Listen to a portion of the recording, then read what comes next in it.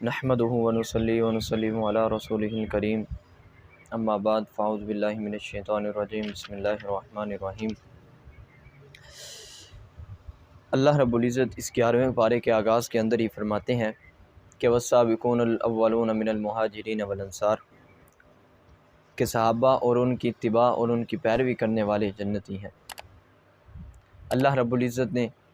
ہمارے لیے یہ بڑی ہی سعادت کی بات رکھی ہے کہ ہمیں بھی اس چیز سے نوازا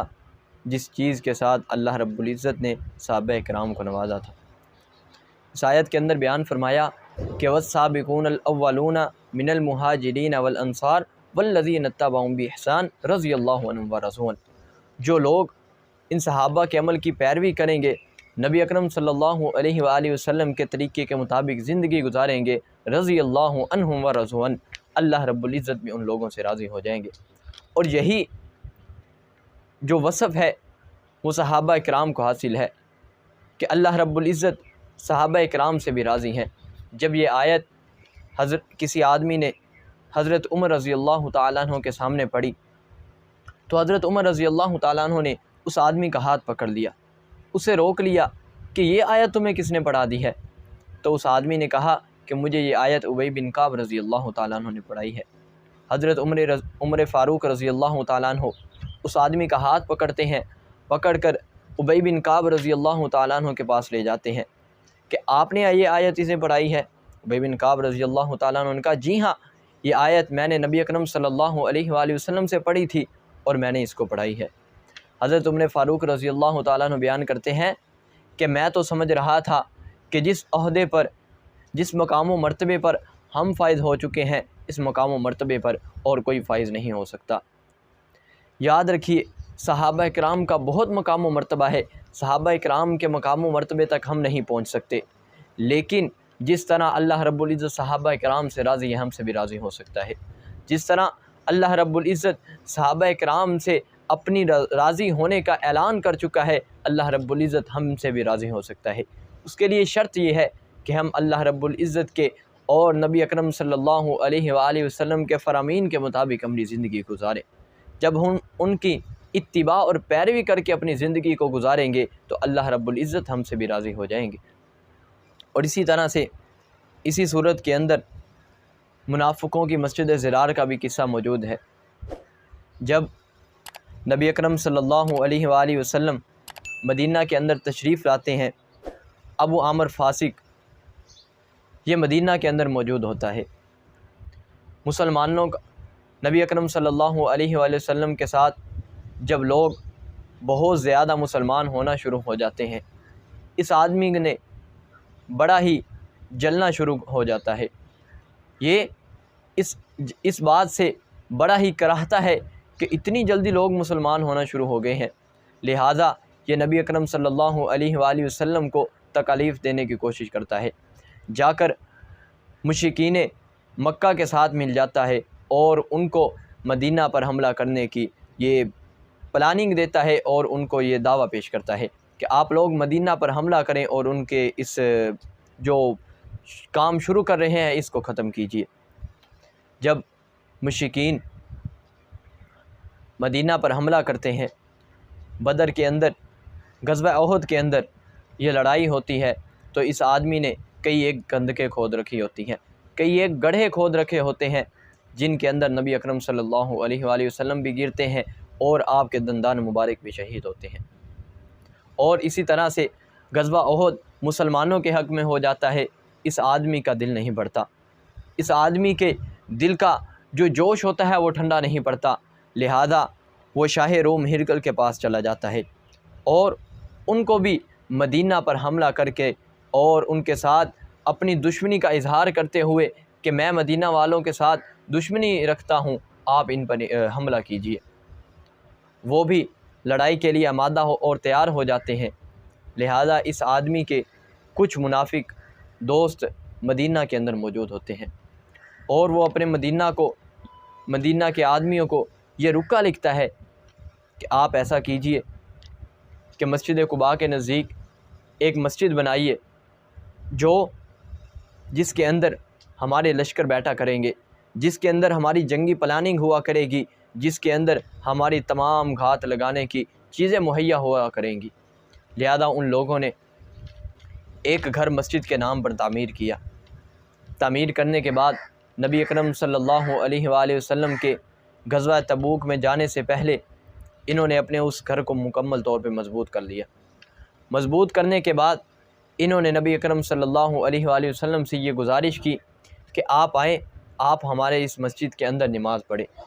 تاکہ جو بوڑھے لوگ ہیں، بیمار لوگ ہیں، وہ اس مسجد کے اندر آ کر نماز پڑھ سکیں۔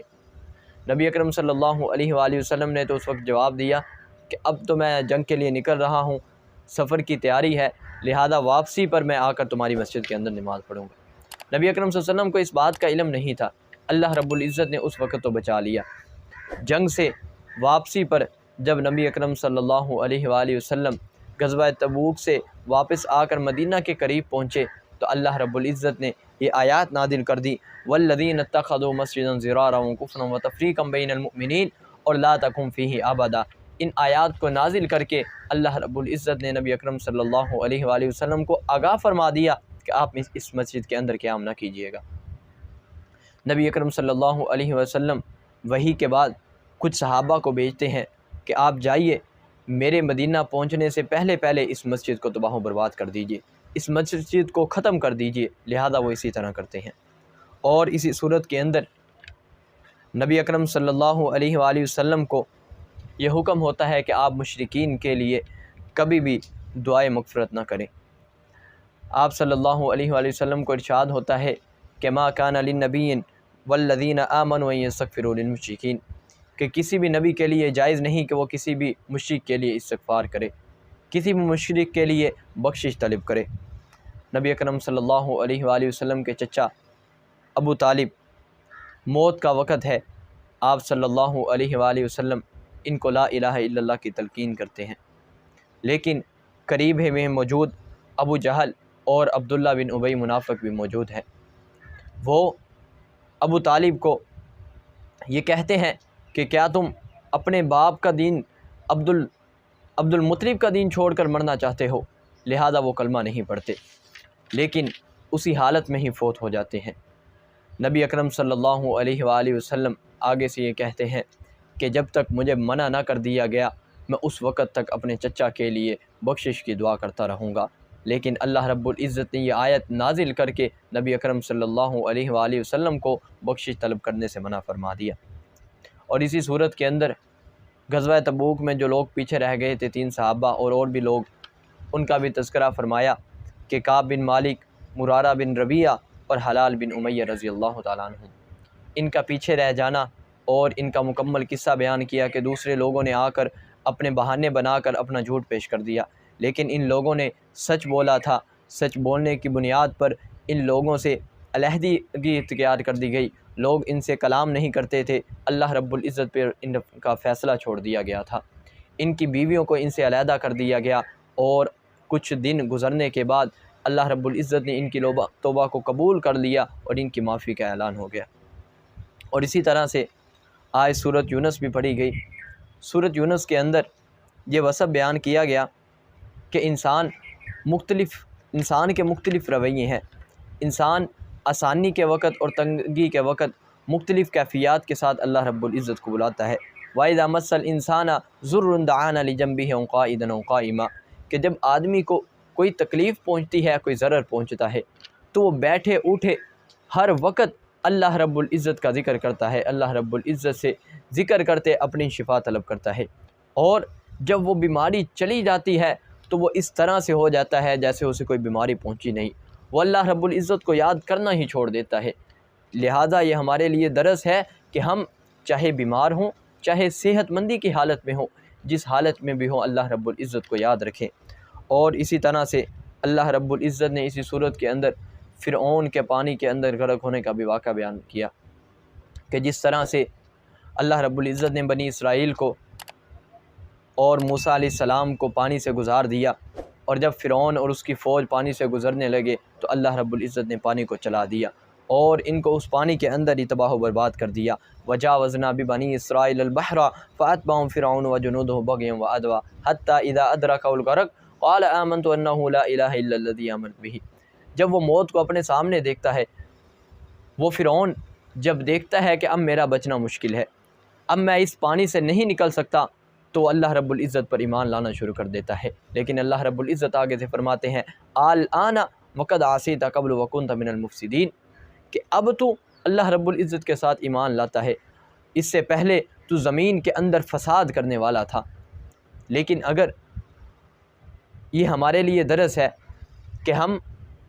حدیث مبارکہ کے اندر جس طرح آتا ہے کہ نبی اکرم صلی اللہ علیہ وآلہ وسلم نے فرمایا کہ جب انسان اپنی موت کو سامنے دیکھتا ہے، جب قیامت قائم ہوگی، بعض لوگ اپنی موت کو سامنے دیکھ کر یہ کہیں گے کہ اللہ سے توبہ کرنا چاہیں گے، اللہ رب العزت سے معافی مانگنا چاہیں گے، لیکن اس وقت کسی سے توبہ قبول نہیں ہوگی۔ اس فرعون نے بھی یہی کام کیا کہ جب اس نے اپنی موت کو سامنے دیکھا، اللہ رب العزت سے توبہ کرنا شروع کر دیتا ہے، لیکن اس وقت کسی کی توبہ قبول نہیں ہوتی۔ یہ ہمیں درس ہے کہ ہم نے اللہ رب العزت کی بڑی نافرمانیاں کی ہیں، اللہ رب العزت کی حدود کو پامال کیا ہے، ہم اس دنیا کے اندر ہی اپنی موت سے پہلے اللہ رب العزت سے معافی مانگ لے۔ ہمیں یہ معلوم نہیں کہ کب ہماری قیامت واقع ہو جائے، کب ہماری موت آ جائے، اس لیے اللہ رب العزت سے جلد از جلد اپنے گناہوں کی معافی مانگے، اپنے گناہوں سے توبہ کریں۔ اللہ رب العزت ہمیں صحیح معنوں کے اندر دین کی سمجھ بوجھ عطا فرمائے۔ اقول قولی ھذا استغفر اللہ لی ولکم ولسائر المسلمین۔